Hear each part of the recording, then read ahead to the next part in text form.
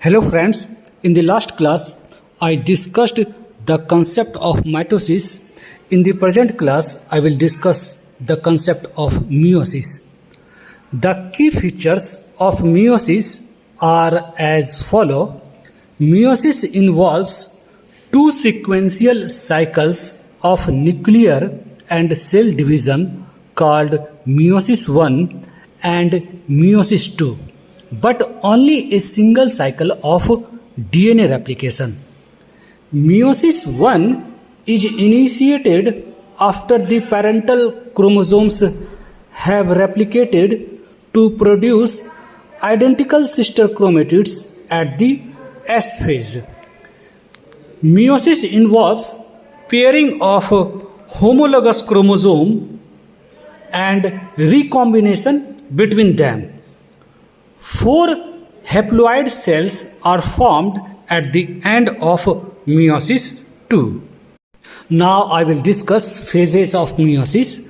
Meiosis is divided into meiosis 1 and meiosis 2, which are further divided into karyokinesis 1 and cytokinesis 1 and karyokinesis 2 and cytokinesis 2 respectively.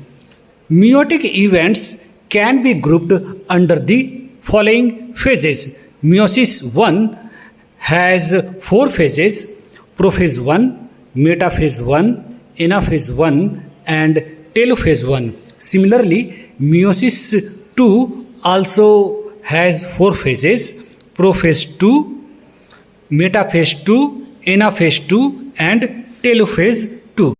First come to meiosis 1. Meiosis 1 divides homologous chromosomes producing 2 haploid cells, and thus meiosis 1 is also called as reductional division. So first come to prophase 1 under meiosis 1. Prophase of first meiotic division is typically longer and more complex as compared to prophase of mitosis. DNA is exchanged between homologous chromosomes in this phase. The procedure of pairing of homologous chromosome is called synapsis. At this stage, non-sister chromatids may cross over at points called chiasmata.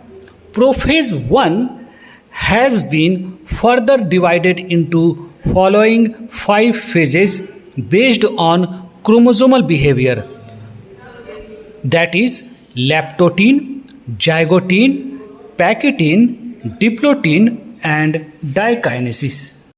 First come to lactotin stage.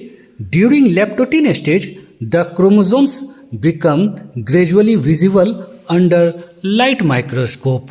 Now come to zygotin. During this stage, chromosomes start pairing together, and this process of association is called synapsis. Now come to next stage, which is pakitin. The pakitin stage, also known as pakinema, meaning thick threads, is the stage when chromosomal crossover occurs. Next stage is diplotin. The beginning of diplotin is characterized by the dissolution of the synaptinimal complex, and the final stage is dikinesis. The final stage of meiotic prophase 1 is dikinesis. This is marked by termination of chiasmata. Now the next stage is metaphase 1. Under metaphase 1, homologous pair of chromosomes arranged as a double row along the metaphase plate. The next stage is anaphase 1. The homologous chromosomes separate while sister chromatids remain associated at their centromeres. And the next and the final stage under meiosis 1 is telophase 1. Under telophase 1, a new nuclear membrane surrounds each haploid set and nucleolus reappear. This way, meiosis 1 is completed. Now come to meiosis 2. Meiosis 2 is the second part of meiotic division, also known as equational division. Meiosis 2 is initiated immediately after cytokinesis, usually before the chromosomes have fully elongated. In prophase 2, the nuclear membrane disappears. By the end of prophase 2, the chromosomes again become compact. Centrioles move to the polar region and arrange spindle fibers for the second meiotic division. In metaphase 2, the chromosomes align at the equator and the microtubules from opposite poles of the spindle get attached to the kinetochores of sister chromatids. The new equatorial metaphase plate is rotated by 90 degrees when compared to meiosis 1, and it is perpendicular to the previous plate. This is followed by anaphase 2, and it begins with the simultaneous splitting of the centromere of each chromosome, allowing them to move toward opposite pole of the cell.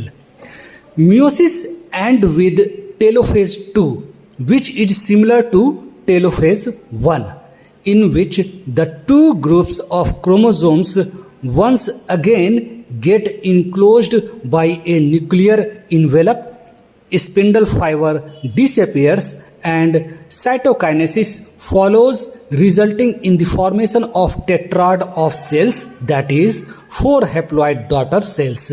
Meiosis is now complete and end with 4 new daughter cells. Now we will see significance of meiosis. Meiosis plays a very significant role in the biological populations in various ways.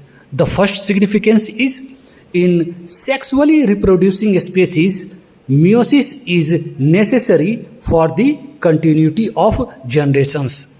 Second significance is it also increases the genetic variability in the population of organism from one generation to the next. And the third significance is meiosis is the mechanism by which conservation of a specific chromosome number of each species is achieved across the generations in sexually reproducing organisms.